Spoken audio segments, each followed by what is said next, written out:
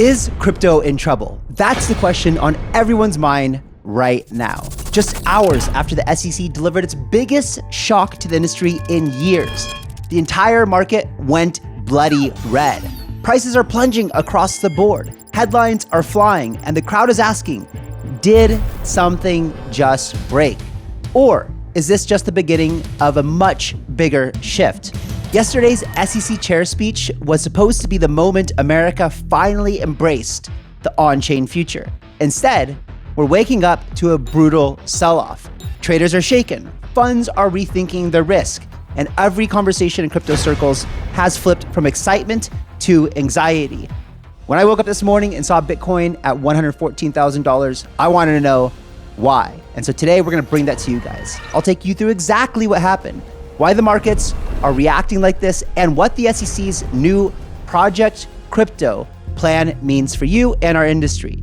We'll dig into policy, the real drivers behind today's volatility, and the on-chain signals that could reveal what comes next. So you can decide for yourself if this crash is just the start of something worse or the storm before a new era.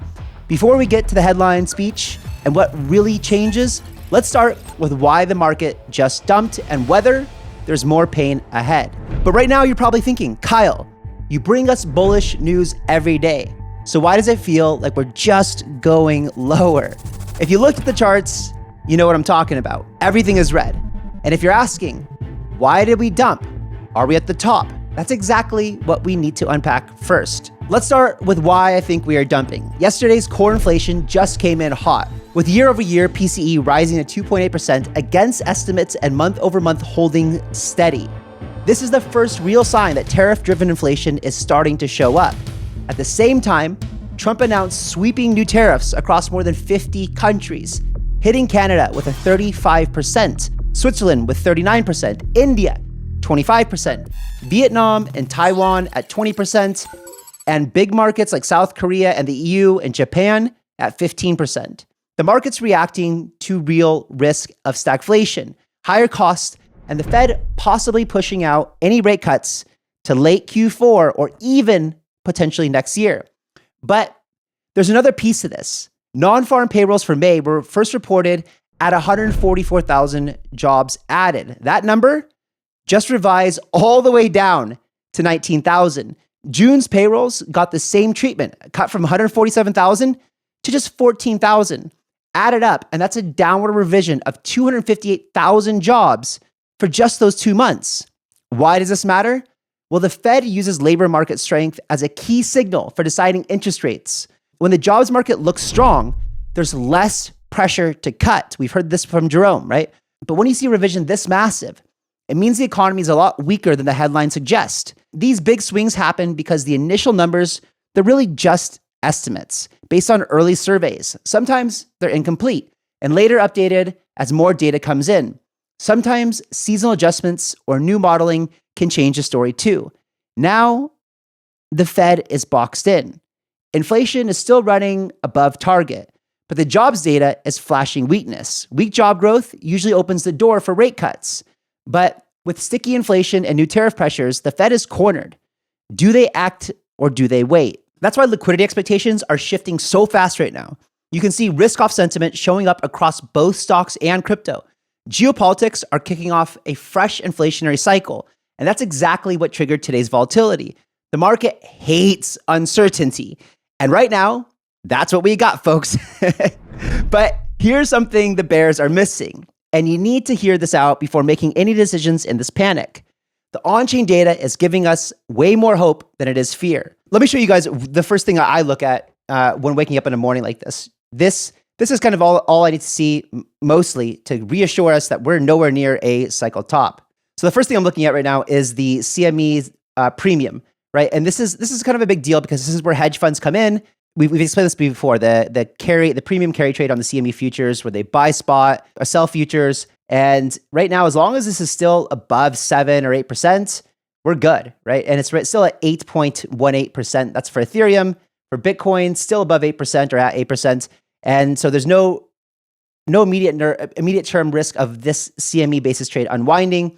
If we look at the ETFs, you still have positive inflows. BlackRock's still buying Ethereum. and BlackRock is still buying Bitcoin. Next, you see the funding rates. This is for how heated is the market. It's green. Green is healthy. This is the funding and liquidations is nowhere near what we'd expect to see for future risk. This, to me, is the biggest indicator that we are nowhere near done with Bitcoin. This is a fantastic chart to see, and it just puts it all in perspective. This blue line is the global M2 supply. This is probably one of the most, if not the most important indicator of where we're going to see. You can see that this is heavily correlated, but this is always a leading indicator. And so you can see that it's been pumping global money supply, and Bitcoin always tends to follow suit. So what do I expect to see probably here in August? This blue line, this light blue line is about to catch up to this blue line over here, and we can see Bitcoin continuing to go much, much higher, right? This is global M2, this is Bitcoin price, and it will tend to follow. So we'll start to see it come back up and follow and lead us into what I expect to be a very bullish market starting essentially now. And now we'll go over here and look at the Pi cycle top indicator. We've covered this before in other shows. You can see this is perfectly called essentially the tops in previous markets. You can see it called the 2017 top. In 2021, it was $5,000 away from the actual peak of the top. And that is when this 111-day moving average crosses the 350-day moving average. When this red line crosses the green line, boom, it's time to be concerned. Now we look over here and see where are we now? And you can see we're nowhere near this red line crossing this green line. When the red gets close to the green, that's when we're going to start paying really close attention. And that's when we'll start to see also everyone feeling super rich and the markets are pumping. Everyone's probably feeling very, very rich at this time. So guys, as you can see, we're clearly nowhere near the top. This is just super common for bull markets. These pullbacks, I mean, if you look at this chart, I mean, if you think that we're like heavily correcting, just zoom out a little bit. I mean, it's barely a blimp, no matter how much you stretch out this chart. I mean, we're still in a really, really, really good place. So if you're worried, for me, I'm not at all, right? Not at all. But something even more important is happening while people are being distracted with this price action. We had just what is probably the most pivotal moment in US crypto history. The day SEC Chairman Paul Atkins stepped up and unveiled, ladies and gentlemen, ready? Project Crypto. This was a signal, loud and clear, that America is ready to lead the world on chain. Atkins opened by calling this a defining moment for American leadership in crypto asset markets. And he meant it. He laid out the story of how the US capital markets evolved over time, from Wall Street's earliest days under Buttonwood Tree, through the birth of the electronic trading, and now the blockchain era, framing Project Crypto as a natural evolution of US capital markets. Then he dropped a bombshell. Project Crypto is a full-scale effort by the entire SEC to completely modernize America's securities rules and transform the US financial system into an on-chain powerhouse. This is the new North Star, making the US the best place in the world to start a business, build technology, and raise capital on-chain, in the open, and at the speed of light. And let's check out what happened to Elizabeth Warren after she heard Paul Atkins' speech. You guys know how I feel about Elizabeth Warren. This is right after the speech. She's just can't believe it, right? Can't believe it. Baldwin, Blunt Rochester, Durbin, Heinrich, Hirono, Kane. She almost fainted. She could not believe it. Could not believe it. So Paul laid out 5 priorities, each one rewriting the rules that have held back the industry's growth for more than 10 years. I mean, forever really, but more than 10 years since we've had smart contracts. First, the US is reopening its doors to crypto projects to offer token sales, airdrops, and distribute tokens and network rewards to American investors and users. Second, Atkins makes self-custody a core American principle. He puts it plainly, market participants will have maximum choice for custody and trading. This means the SEC will support holding your own crypto, which this is what I suggest that you do. Or if you choose to use a custodian, then you have that right to do it too, which I also support people's choice. Third, the era of super apps is here. For years, exchanges have wanted to combine centralized and decentralized trading in one place. Atkins just gave them the go-ahead. Now, broker-dealers and trading platforms can offer everything securities, non-securities, staking, lending, tokenized stocks, all under a single license. Fourth, the SEC is ready to open the door for DeFi and on-chain software. For the first time, decentralized protocols will have a clear and legal path to operate within the US capital markets, ending years of regulatory uncertainty and scrutiny and war. And the fifth priority, maybe the most impactful, the innovation exemption. This gives new projects and business models a fast track to market. Innovators can launch products that don't fit into existing rules, as long as they follow simple core principles and can prove their ideas make real business sense. Then Atkins delivers the line that had every fund manager and founder texting each other in real time. Most crypto assets are not securities. For the first time, this clears the air once and for all. The SEC is finally promising clear and simple rules so builders like myself can know exactly what their token is, how to launch it, and how to grow without any guessing or falling into regulatory gray zones. Man, I'll tell you, this Paul Atkins is night and day with Gensler. Oh my God. And that's why I moved back here, guys, right? I moved back here because now projects like Paid Network and Commonwealth, both rebranding, Paid and Wealth, can operate here, right? And we can actually work on what my goal is. Wall Street, right? Knocking down the wall to Wall Street. I want to be able to change the lives of you guys by giving you amazing opportunities to invest in these private companies at the same level as the best VCs in the world. Finally. And it's validating the reason why I left beautiful, amazing, chill Thailand with my nice villa and my nice life to come to America. It's good here too, but like this is why I came. So Paul, thank you, buddy. Thank you, Paul. And to the entire SEC. Project Crypto is an open invitation to innovators around the world. The SEC is publicly telling US and global companies, bring your tokenized securities, your stable coins, your DeFi protocols, your governance tokens, and your most ambitious business models here to America. The agency wants to reshore talent and the regulatory uncertainty that's been pushed offshore before. So now that the SEC has just opened the doors to crypto, the big question is, will Wall Street, the biggest exchanges, and our Web3 industry actually show up? And the answer might surprise you. Exchange leaders are already making their move. Coinbase, Robinhood, and Gemini are already racing to build the new Everything Exchange, a single platform where you'll be able to buy tokenized stocks, trade derivatives, participate in prediction markets, and access early-stage token sales all on chain. Coinbase VP Max Brandsburg made it clear. Everything you want to trade in a one-stop shop on chain, we're bringing all assets on chain, stocks, prediction markets, and more. Coinbase is setting out to compete with every asset marketplace on the globe. On the tech side, Coinbase is blending SEX and DEX infrastructure, investing in protocols like Aerodrome and integrating with their L2. As Brian Armstrong put it, customers will be able to route trades for the best price, whether on Coinbase or a DEX like Aerodrome, and Coinbase will earn fees not only from its own platform, but also from protocol tokens and fees from Base. This opens up millions of new tokens and revenue streams, making Coinbase the ultimate bridge between TradFi and DeFi. Let me show you guys this. And this is amazing. Why? Because, ladies and gentlemen, I can now say that the projects I'm working on, Commonwealth and Paid, will be on Coinbase as soon as this happens. I think this is happening next week. So in the Coinbase app, you're going to be able to see Paid and Wealth right there, along with everything that Coinbase has listed before.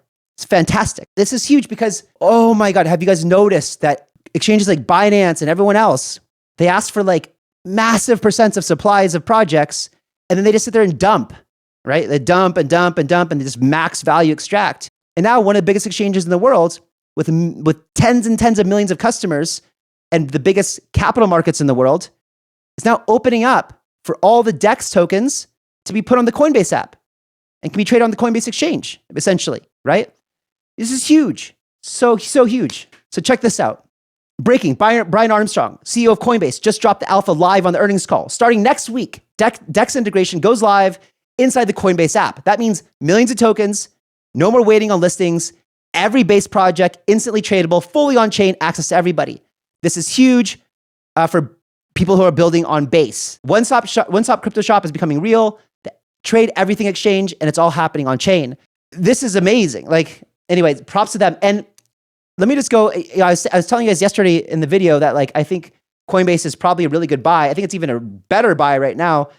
We have this correction happening right here. Not huge, but like they had their earnings call today. And I don't know, for whatever reason, it's selling off a little bit, but I think again, all equities and crypto is right now. So I don't know if this is tied to anything from the earnings call or what, but you're getting a nice little buying opportunity right here. I mean, it was at, essentially what happened is it was hitting resistance over here, right? From when it came out at $433, whatever. Now it's down to 320. So you get almost $100 off. And so this is putting Coinbase at like a 85, $90 billion valuation. And I think this thing is definitely the next 10 years is a $10 trillion company. Or sorry, at least $1 trillion company, not 10, at least $1 trillion company. So anyway, I think it's cool. Good opportunity here. But the competition to be the number one everything exchange is heating up. Robinhood CEO Vlad Tenev brought up tokenization 11 times on their last earnings call, describing it as the most important capital markets innovation of the last decade. Their strategy is direct. Tokens for everything, stocks, crypto, everything else like that, an Ethereum layer 2 network to power their DeFi products, and a roadmap that puts DeFi and TradFi on a collusion course. And guess what happens as a result of that? Just guess. Can you guys guess? Yes, their stock price pumped and their user base began growing. With all this news, I just want to point out that it just feels so good, right? Because in 2021, with SBF and FTX, and like you had all these people, like the guys from the All In podcast and everyone else talking about how good crypto was. And then when we had the bear market, they were all tourists, by the way, right? Like some of these guys might have bought Bitcoin a little bit, like early in 2017 or whatever. But as soon as they were all like, ha ha, rah rah, and like building up SBF and all this stuff, and then the market crashed, like everyone was like, oh, I don't know about that crypto thing, blah, blah, blah, blah, blah. But if you've been here for a long time, if you've been watching this channel, you know that all of this has been building in the background. All it took was for us to finally get regulatory clarity. And we finally have that. And now everybody's doing it. It's the cool thing again. And it's like actually more upfront and center or just par and par with AI right now, which is phenomenal to see. Do you guys understand what's happening, how big this is? So now that we've covered the regulatory changes and how companies are adopting the new rules, let's dig into what we all care about. Who's going to step up and pump our bags? Because yes, I get it. The market looks like crap right now, but the big buyers are starting to make their moves. And the first one will not surprise you. Yep, it's Strategy. They just reported $10 billion profit in Q2. Their Bitcoin holdings jumped nearly 20% quarter over quarter with a total stack of now 628,800 Bitcoin, more than 3% of Bitcoin's entire supply. And of course, they're not stopping there. Michael Saylor confirmed they're raising another $4.2 billion to load up on even more Bitcoin. And he publicly credited the White House pro-crypto policy and the new SEC regime as the biggest tailwinds for the industry.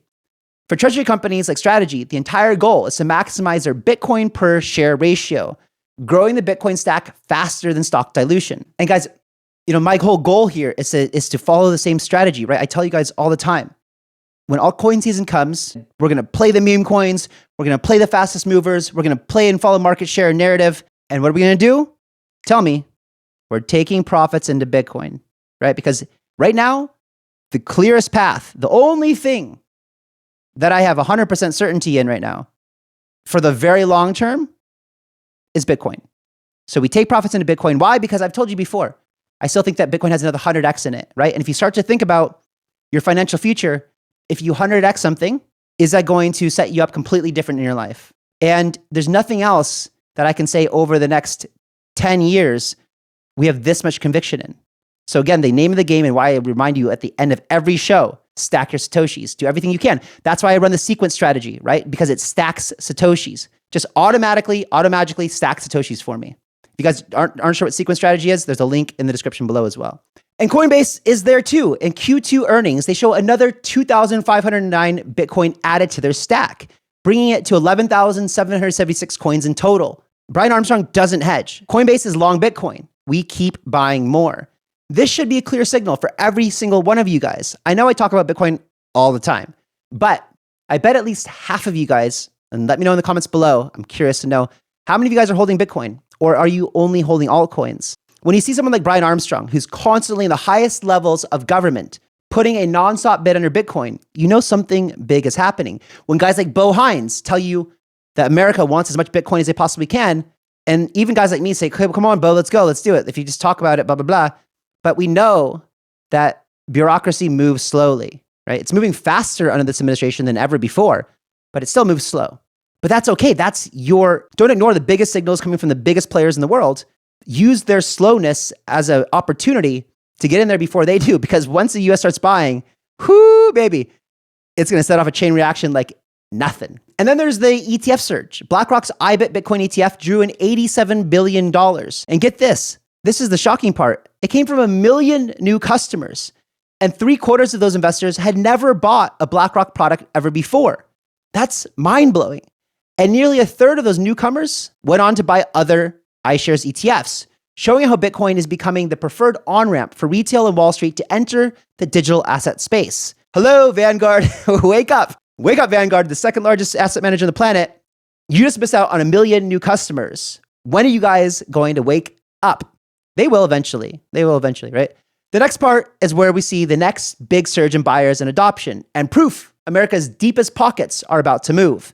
A recent Deloitte survey shows that 99% of CFOs at companies making over $1 billion a year expect crypto to be part of their business for the long haul. And get this, almost 40% of CFOs at the very largest firms, the ones pulling in $10 billion or more, say they're planning to start using crypto for investments or payments within the next 2 years. And don't forget about Bitcoin's ultimate weapon, scarcity. There are now officially less than 1.1 million Bitcoin left to mine, with over 94% of the coins already in circulation, and each rally means less supply available for new entrants. That's why every day I keep reminding you guys to stack sats and try to join that 1% Bitcoin club. That's owning 0.28 Bitcoin. If you do, you'll be in the top 1% of the wealth in the world in Bitcoin terms. And you guys know, to me, that's only wealth worth measuring. Before we get into the real macro reasons that I think will push this market much, much higher, just a quick word from our amazing, wonderful, trusted channel partners. Imagine this. Bitcoin hits $1 million. Solana smashes through 1,200 and Sui skyrockets to $100. Now, imagine the tax bill when you finally cash out. Yeah, guys, that hurts. Uncle Sam's going to crush you on it. But what if you could stack all that upside tax-free? With Bitcoin IRA, you can. It's the retirement account built for crypto believers. Zero boring paperwork, zero mutual funds, and all the upside of Bitcoin and your favorite altcoins growing in a tax-advantaged manner. Rolling over your old IRA or 401k just takes a few clicks. Over 200,000 people are already using it, so your future doesn't get left behind. If you want to keep more of your gains and let your coins work for you and not the tax man, get started today, guys. Click the link below, let them know Kyle sent you, and you can earn up to $1,000 in rewards. And you ever felt crypto rich, but your bank account telling you guys a different story? That's me for ages and still me right now. My portfolio looks great, but when it comes time to pay for dinner or groceries or coffee or flight, whatever, moving money around was always a hassle. Then I found Xapo. With Xapo card, I can load up with Bitcoin or stable coins and send them anywhere. Plus, it comes with a premium feeling black card so you can feel like a baller. No need to sell my crypto, no complicated transfers, just tap, pay, done. Anywhere Visa, MasterCard's accepted. High limits, real exchange rates, and up to 1% Bitcoin cash back. That is huge. And even daily interest on my cash. I can put cash in there, load it up, and I earn interest on it. Better than a bank account. Suddenly, my digital wealth feels a lot more real. Plus, if you guys sign up with my referral link and become a member, you can save $500. And yes, the card does cost $1,000. You save $500 with my account, so it's only $500, but you say it's better than every other card on exchange rates, so you end up saving that if you use the card frequently. So guys, hit the link in the description below, get your Xapo card, and unlock your crypto for real life use today. And now back to our very important show. Step out of the crypto bubble for a second, guys, and just look at the bigger chessboard. The world economy is under pressure, and capital, both institutional and sovereign, is looking for a new safe haven. It starts at the top. President Trump just signed off on a wave of tariffs against major trade partners. Many countries all got hit with fresh tariffs, set to go live already. They're already live right now. The world's biggest economies are now bracing for a new era of trade war, inflation, and supply chain shock. In this kind of environment, risk assets get volatile and capital gets nervous. Sometimes that's all it takes to push trillions out of government bonds and equities and into assets that can't be inflated away. So don't let the volatility scare you guys. It's completely normal in these bull markets. America's crypto revolution has gone from dream to mandate. Every US government agency is marching in lockstep, and this moment right now is your front row ticket to the birth of a new economy. One built on trustless technology, unstoppable innovation, and capital flowing freely across borders and platforms. But these moments aren't won by those who see the big picture and are just standing still. They're won by the ones who act early, who spot the signs and accumulate the right assets, especially when the moments feel bleak. I know the price action this past week hasn't looked the greatest, but don't let dips like this shake you guys out. Remember your conviction. Remember, the future belongs to the builders, the thinkers, the early believers. And if you want to be more than a spectator, now is the time to step in. And if you guys want to hear more about how JP Morgan just partnered up with Coinbase to onboard 90 million Americans into crypto, check out this video right here. It's a banger. And remember guys, stay sharp, stack your Satoshis and some ETH, and I'll catch you on the next one. See ya.